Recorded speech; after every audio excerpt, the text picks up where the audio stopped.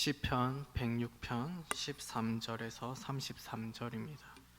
제가 가지고 있는 성경책으로 구약 성경 881쪽에 있습니다. 그러나 그들은 그가 행하신 일을 곧 잊어버리며 그의 가르침을 기다리지 아니하고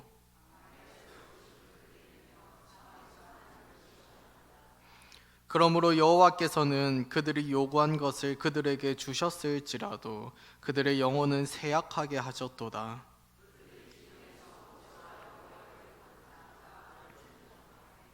땅이 갈라져 다단을 삼키며 아비람의 당을 덮었고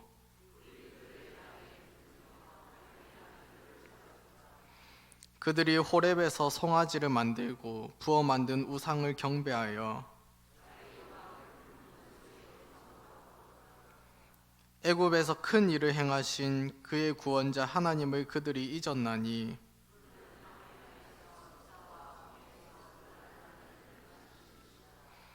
그러므로 여호와께서 그들을 멸하리라 하셨으나 그가 택하신 모세가 그 어려움 가운데에서 그의 앞에 서서 그의 노를 돌이켜 멸하시지 아니하게 하였도다.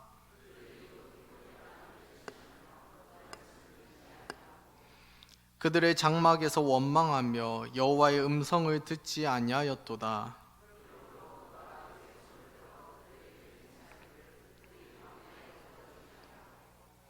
또 그들의 후손을 뭇 백성 중에 엎드러뜨리며 여러 나라로 흩어지게 하리라 하셨도다.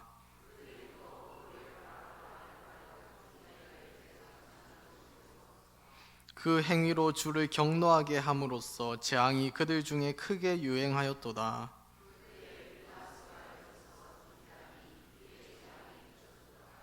이 일이 그의 의로 인정되었으니 대대로 영원까지로다.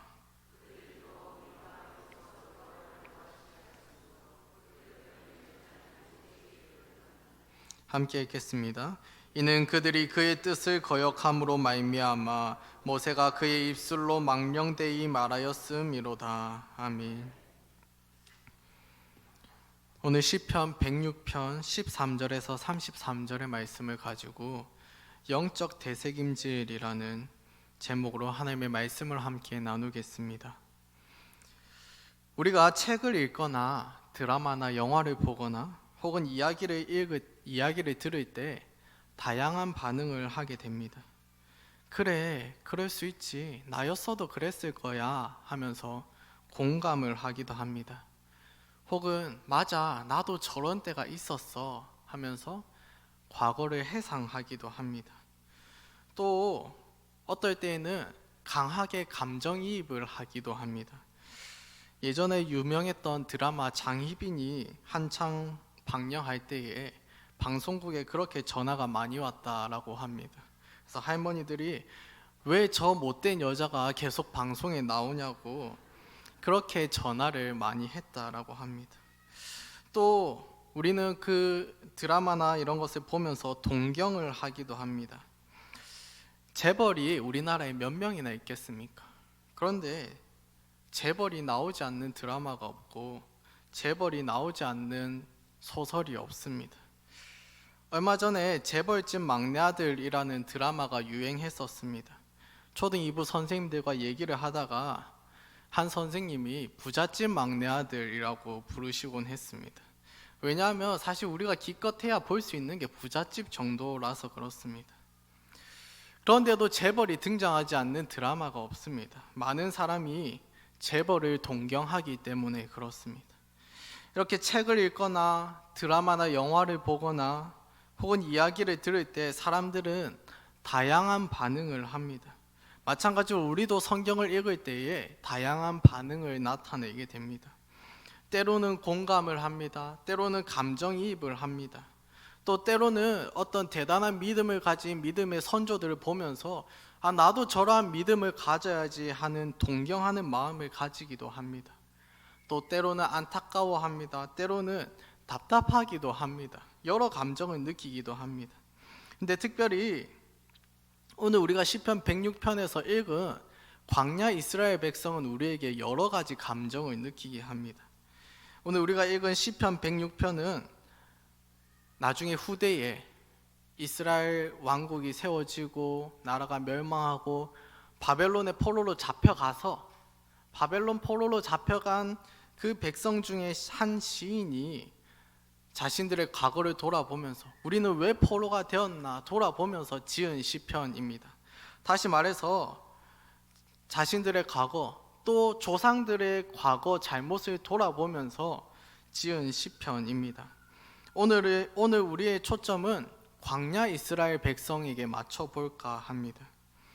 광야에 들어가서 40년 동안 이스라엘 백성들의 모습을 보면서 어떻게 저렇게 죄만 짓나 하는 갑갑한 마음을 느끼기도 하고, 또 동시에 저렇게 죄 짓는 모습이 우리와 참 닮았다라는 생각이 들게 하는 이 광야 이스라엘의 모습을 통해서 우리의 모습을 비춰보고 우리의 신앙을 점검하는 귀한 시간이 되기를 소원합니다. 먼저 살펴볼 것은 이 광야 이스라엘 백성이 어떤 존재였는가 하는 점입니다. 광야 이스라엘 백성들을 한 단어로 요약한다면 바로 반란입니다. 광야 이스라엘은 반역의 세대입니다. 오늘 시편의 시인이 광야 이스라엘을 잘 보여주는 6가지 사건을 언급합니다. 40년을 이 6가지 사건으로 압축해서 소개하고 있습니다. 먼저 간략하게 살펴보기를 원합니다. 먼저는 음식과 물이 없다고 불평하며 원망한 사건입니다. 음식과 물을 바라는 것, 이것 자체는 죄가 아닙니다. 그러나 이들은 단순히 음식이 없는 것으로 인하여서 이 음식을 바란 것이 아닙니다. 14절을 보면은요, 욕심을 크게 내며 하나님을 시험하였다라고 이야기합니다. 하나님을 신뢰하고 하나님께 구하기보다는 탐욕으로 하나님을 시험했던 것입니다. 그래서 민수기 11장 33절에 고기가 아직 이 사이에 있어 씹히기 전에 여호와께서 백성에게 대하여 진노하사 심히 큰 재앙으로 치셨으므로 라고 이야기합니다. 이스라엘은 탐욕의 죄로 인해서 하나님을 거슬렀고 하나님은 이에 진노하셨습니다. 두 번째 사건입니다. 고라의 반역 사건입니다. 본문 16절을 함께 읽겠습니다. 그들이 진영에서 모세와 여호와의 거룩한 자 아론을 질투하며, 유명한 사건입니다. 고라, 다단, 아비람 그리고 250명의 지도자들이 모세와 아론을 대항하여 반란을 일으킵니다. 왜 너희만 지도자냐? 라고 이야기하며 모세와 아론을 대항했습니다. 권력을 향한 질투의 죄를 저질렀습니다. 하나님께서는 땅이 입을 벌려 이들을 삼키게 하셨고 불이 나와서 또 반역의 무리를 살라버리게 하셨습니다. 셋째 사건입니다. 금송아지 숭배 사건입니다. 본문 19절입니다. 그들이 호렙에서 송아지를 만들고 부어 만든 우상을 경배하여.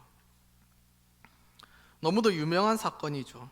지도자 모세가 시내산에 올라가서 40일 동안 하나님과 함께 교제할 때에 그 40일 동안 땅 위에 있었던 이스라엘 백성들은 모세가 아무런 소식이 없는 것으로 인하여서 두려워했습니다.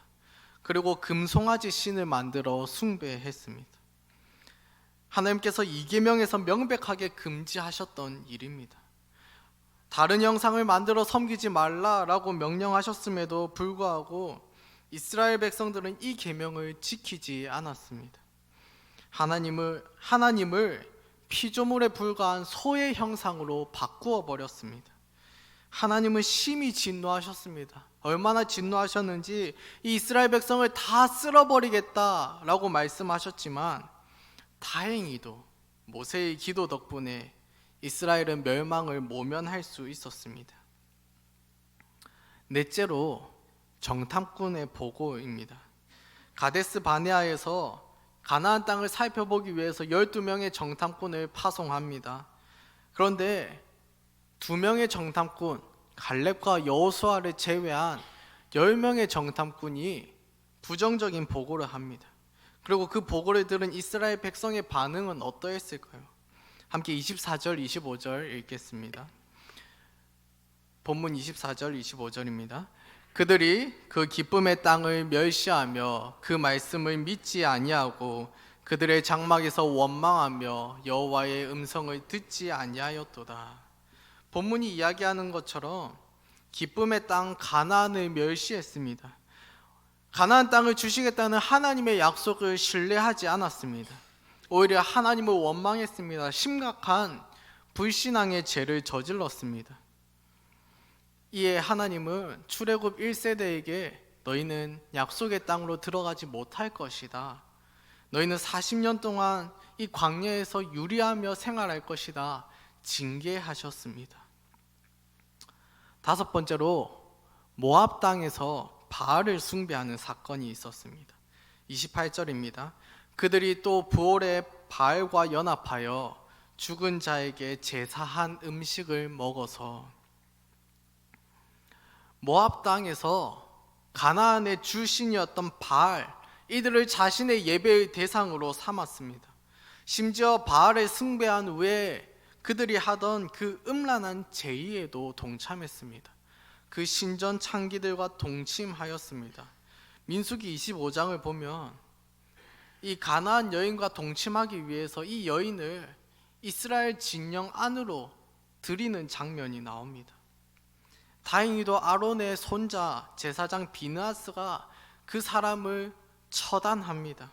이에 하나님의 진노가 멈추었습니다. 그러나 이 바알 숭배와 음란의 죄로 인하여서 하나님께서 진노하셔서 죽은 사람의 숫자가 24,000명이나 되었습니다. 심각한 우상 숭배의 죄입니다.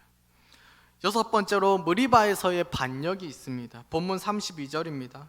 그들이 또 무리바 물에서 여호와를 노하시게 하였으므로 그들 때문에 재난이 모세에게 이르렀나니. 무리바라는 곳에 도착했습니다. 그런데 그곳에서 마실 물이 없다고 하나님을 원망했습니다. 하나님은 반석에서 마실 물을 주셨지만 이곳에서 있었던 일로 인해서 지도자 모세가 약속의 땅으로 들어가지 못하고 이 광야에서 죽게 되는 일이 발생합니다. 이렇게 시편 기자는 6가지 사건으로 광야 40년을 압축하여 요약하여 이야기하고 있습니다. 그런데 하나같이 잘한 것이 없습니다. 하나같이 6가지가 모두 잘못한 일들 뿐입니다. 그래도 자신의 조상들인데 조금 미화할 법도 한데, 그래도 잘 찾아보면은 나름대로 잘한 것들이 있을 법도 한데, 그럼에도 불구하고 이 시편 기자는 광야 이스라엘 백성들의 40년을 6가지 사건으로, 다시 말해서 6가지 잘못으로, 6가지 죄로 요약하고 있습니다. 그렇다면 왜 광야의 이스라엘 백성은 이렇게 죄를 짓는 자들이었을까요? 하나님을 향한 반역의 세대가 되었을까요?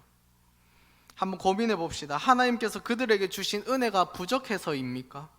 혹은 하나님께서 그들에게 베푸신 기적이 부족해서입니까? 혹은 뛰어난 지도자가 없어서 그렇습니까? 그것도 아니라면 환경과 여건이 좋지 않아서 그렇습니까? 하나님께서 그들에게 주신 은혜가 부족했습니까? 광야 40년 동안 하늘에서 만나를 매일마다 내려주셨습니다. 물이 필요할 때마다 반석에서 물이 나게 하셨습니다. 옷이 해지지 않았습니다. 구름 기둥과 불 기둥으로 그 40년의 길을 날마다 인도하셨습니다. 이만한 은혜를 누렸던 세대가 어디 있습니까? 하나님께서 그들에게 베푸신 기적이 부족했습니까? 출애굽을 위해서 이들이 했던 일이 무엇이 있습니까? 하나님께서 10가지 재앙으로, 다시 말해서 하나님께서 10가지 큰 기적으로 이스라엘을 건져내셨습니다. 뒤쫓아오는 애국 군대로부터 홍해를 가르는 기적을 보이셨습니다. 마른 땅을 건너는 기적을 보이셨습니다. 광야 생활 동안에도 크고 작은 기적을 베푸셔서 하나님이 하나님이라는 사실을 계속해서 보여주셨습니다. 이만큼 기적을 체험했던 세대가 어디 있었습니까? 뛰어난 지도자가 없었습니까? 신구약 성경을 보면 모세를 가장 위대한 지도자로 평가하고 있습니다. 출애굽기 33장 11절을 보면은 사람이 자기의 친구와 이야기함 같이 여호와께서는 모세와 대면하여 말씀하셨다라고 이야기합니다. 민수기 12장 3절을 보면 이 사람 모세는 온유함이 지면의 모든 사람보다 더하더라라고 이야기합니다. 히브리서 3장 5절을 보면은 모세는 장래에 말할 것을 증언하기 위하여 하나님의 온 집에서 종으로서 신실하였다. 다시 말해서 모세는 정말로 신실한 하나님의 종이었다라고 이야기합니다. 신구약 성경은 하나같이 모세를 평가하기를 뛰어난 지도자였다라고 평가합니다. 역사상 모세만큼 뛰어난 지도자가 몇이나 있었습니까? 환경과 여건이 좋지 않았습니까? 물론 광야는 척박한 곳입니다. 물리적인 환경은 좋지 않다라고 생각할 수도 있습니다. 그러나 애굽에서는 노예 생활을 했었습니다. 고된 노역이 함께 했습니다. 그리고 하나님을 자유롭게 예배조차 할 수 없었습니다. 그에 비하면 이 광야는 비록 광야라는 환경 자체는 조금 나쁠지 몰라도 고된 노역은 없습니다. 그리고 자유롭게 하나님을 예배할 수 있습니다. 애굽보다 훨씬 나은 환경이었습니다. 그럼에도 불구하고 광야 이스라엘은 죄를 짓는 반역의 세대였습니다. 그렇다면 이들은 도대체 왜 반역의 세대가 되었습니까? 이들이 이렇게 많은 은혜를 받았음에도 불구하고 수많은 기적을 경험했음에도 불구하고 뛰어난 지도자가 있었음에도 불구하고 왜 이들은 반역의 세대가 되었느냐는 말입니다. 본문의 시인은 이것을 어떻게 평가할까요? 함께 본문 13절을 읽겠습니다. 13절입니다. 화면 띄워주세요. 13절입니다. 성경을 읽겠습니다. 그러나 그들은 그가 행하신 일을 곧 잊어버리며 그의 가르침을 기다리지 아니하고 21절 22절도 함께 읽겠습니다. 애굽에서 큰 일을 행하신 그의 구원자 하나님을 그들이 잊었나니 그는 함의 땅에서 기사와 홍해에서 놀랄만한 일을 행하신 이시로다. 아멘. 시편 기자가 분석하는 광야 이스라엘이 반역의 세대가 된 이유는 바로 하나님을 잊어버렸기 때문입니다. 본문 13절을 시작하면서 하나님께서 행하신 일을 곧 잊었다라고 이야기합니다. 그렇다면 하나님께서 행하신 일이 무엇일까요? 앞에 9절에서 12절을 보십시오. 하나님께서 행하신 일은 바로 오늘 우리가 오전에 살펴본 홍해를 가르셔서 마른 땅으로 건너게 하신 일이었습니다. 그런데 이스라엘 백성은 이 일을 곧 잊었습니다. 본문 21절에서도 우리가 이야기하는 것처럼 하나님을 잊어버렸습니다. 사실 잊는 것, 곧 망각하는 것은 인간에게 필수적입니다. 우리가 모든 일을 기억한다고 생각해 보십시오. 얼마나 끔찍하겠습니까? 지금 여기에 결혼하신 분들이 많이 앉아 계십니다. 그런데 여러분 결혼 전에 만났던 사람들을 다 기억한다면, 잊지 못한다면 그 결혼 생활이 유지가 되겠습니까? 또 우리가 살면서 안 좋은 일들을 많이 경험합니다. 그것들을 다 기억한다면 우리의 삶이 지속 불가능할 것입니다. 그래서 적당하게 기억하고 적당하게 잊는 것, 이것은 우리의 삶에 꼭 필요합니다. 그러나 우리의 삶에 잊어서 안 되는 것도 있는 것이 사실입니다. 잊어서 안 되는 정도가 아니라 반드시 계속해서 되새겨야 하는 것이 있습니다. 그것이 바로 하나님입니다. 사실 오늘 본문이 이야기하는 이스라엘 백성의 잘못은 바로 하나님을 잊어버린 것입니다. 하나님을 잊었고, 하나님께서 베푸신 은혜를 잊었고, 하나님께서 행하신 기적을 잊었고, 하나님의 말씀과 율례와 법도를 잊었습니다. 그리고 그것이 바로 하나님을 반역하는 것으로, 죄로 곧바로 연결됩니다. 우리도 마찬가지입니다. 하나님을 잊으면, 하나님의 은혜를 잊으면, 하나님의 일을 잊으면, 하나님의 말씀과 계명을 잊으면 누구나 죄 짓게 됩니다. 그것이 자연스러운 순서입니다. 우리는 사람이라서 시간이 지나면 잊습니다. 그래서 계속해서 되새겨야 합니다. 영국에는 11월마다 하는 행사가 하나 있다고 합니다. 바로 제1차 세계대전에서 사망한 모든 사람의 이름을 하나하나 읽는 행사입니다. 이 1차 세계대전은 1914년에서 1918년에 있었습니다. 지금으로부터 100년도 더 전에 있었던 사건입니다. 그런데도 왜 그 전쟁에서 죽은 사람의 이름을 하나하나 읽을까요? 잊지 않기 위해서입니다. 그 전쟁의 참혹함을 잊지 않기 위해서, 그 전쟁에서 희생당한 전쟁 영웅들을 잊지 않기 위해서 하나하나 한 사람 한 사람의 이름을 읽는다고 합니다. 그렇다면 우리는 어떠해야 하겠습니까? 우리는 하나님을 얼마나 기억하기 위해 노력해야 하겠습니까? 우리는 하나님을 얼마나 되새겨야 하겠습니까? 하나님의 은혜를 얼마나 상기해야 하겠습니까? 사랑하는 성도 여러분, 여러분은 하나님을 기억하는 시간이 있으십니까? 특별히 하나님을 주기적으로 기억하는 습관, 시간이 있으시기를 주님의 이름으로 축복합니다. 매주일 예배의 시간, 매일의 새벽 기도회의 시간, 수요 기도회와 금요 기도회의 시간, 이 시간이 바로 하나님을 기억하게 하는 시간입니다. 바쁜 우리의 일상을 멈추고 세상으로부터 눈을 들어서 하나님을 바라보게 하는 시간, 하나님을 상기하게 하는 시간입니다. 이 시간을 사모하시기 바랍니다.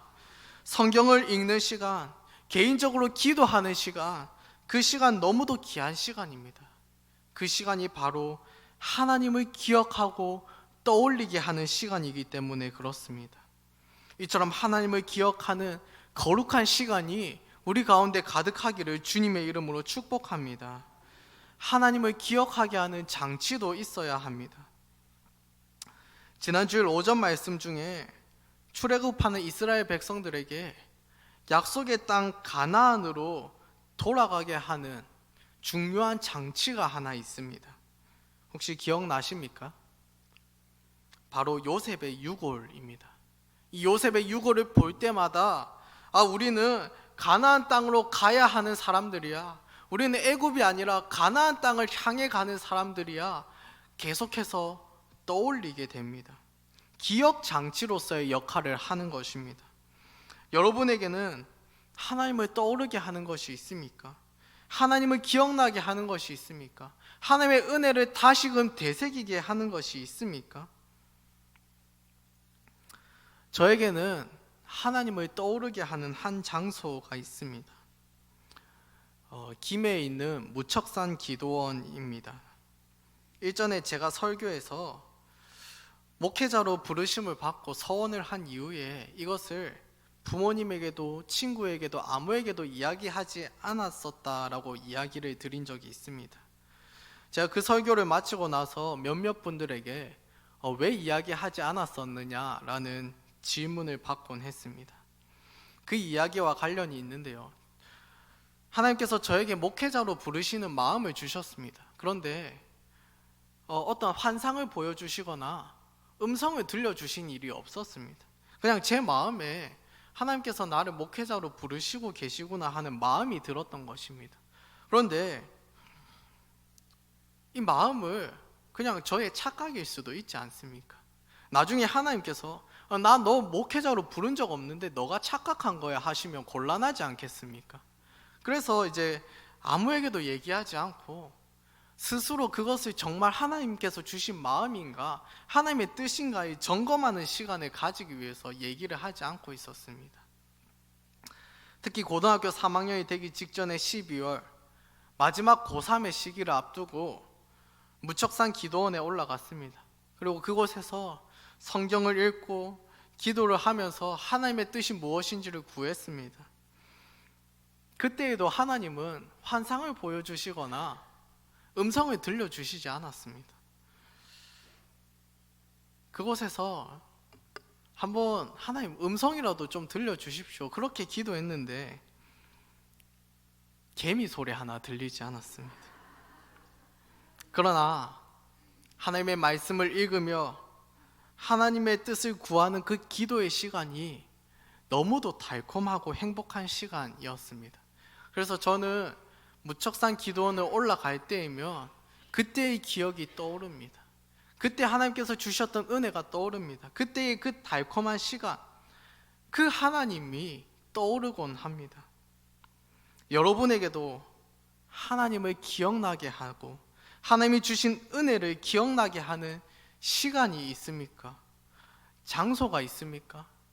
성경 구절이 있습니까? 혹은 함께 하나님을 나누는 동역자 모임이 있습니까? 혹은 또 많은 분들이 하는 것처럼 휴대폰 배경 화면에 하나님을 떠오르게 하는 성경 구절이 있습니까? 혹 없으시다면 하나님을 계속해서 기억나게 하는 이 여러 장치를 마련하시기를 주님의 이름으로 권면합니다. 우리는 인간이라서 계속해서 있습니다. 이스라엘 백성들을 보십시오. 홍해가 갈라지는 기적을 경험했습니다. 이거 저라면은 절대 잊지 못합니다. 그런데 이 홍해 갈라지는 기적을 경험하고 나서 13절에서 무엇이라고 얘기합니까? 그들은 그가 행하신 일을 잊어버리며 라고 얘기하지 않습니까? 뭐라고 이야기합니까? 곧 잊어버리며 라고 이야기합니다. 우리는 다를 것 같습니까? 똑같습니다. 우리도 똑같은 인간이라서 하나님을 너무도 자주 망각하고 살아갑니다. 그래서 우리에게는 하나님을 잊지 않으려는 이 발버둥이 필요합니다. 그것을 저는 영적 되새김질이라고 이야기하고 싶습니다. 저와 여러분에게도 이 영적 되새김질, 하나님을 계속해서 기억하고자 하는 이 거룩한 발버둥이 계속되기를 주님의 이름으로 축복합니다. 말씀을 정리하고자 합니다. 시편 106편의 시인이 평가하는 광야 이스라엘 백성은 바로 하나님을 잊은 자들이었습니다. 하나님을 잊어서 하나님께 계속해서 죄 짓는 자들이었습니다. 사랑하는 성도 여러분, 이제 우리의 삶으로 초점을 옮겨봅시다. 우리의 삶을 돌아봅시다. 하나님을 너무도 자주 잊고 살아가지는 않습니까? 하나님이 없는 것처럼 살아가지는 않습니까? 하나님께서 주셨던 은혜가 없는 것처럼 살아가지는 않습니까? 하나님의 말씀과 계명이 나에게 없는 것처럼 살아가지는 않습니까? 그렇다면 속히 돌이켜야 합니다. 그 생활은 죄로 직접적으로 연결되기 때문에 그렇습니다. 다시 하나님께로 돌이켜 우리의 삶에서 하나님을 계속해서 기억해야 합니다. 하나님을 계속해서 상기해야 합니다. 하나님을 만나는 거룩한 시간, 거룩한 습관이 우리 가운데 있어야 합니다. 하나님께서 내게만 주셨던 그 은혜를 기억나게 하는 여러 장치도 마련해야 합니다. 그리하여서 하나님을 잊고 하나님을 멀리 떠나 죄 가운데 살아가는 자들이 아니라 늘 하나님과 동행하며 하나님께서 나에게 주신 한없는 은혜를 늘 기억하며 하나님과 동행하는 믿음의 성도들이 다 되시기를 주님의 이름으로 축복합니다.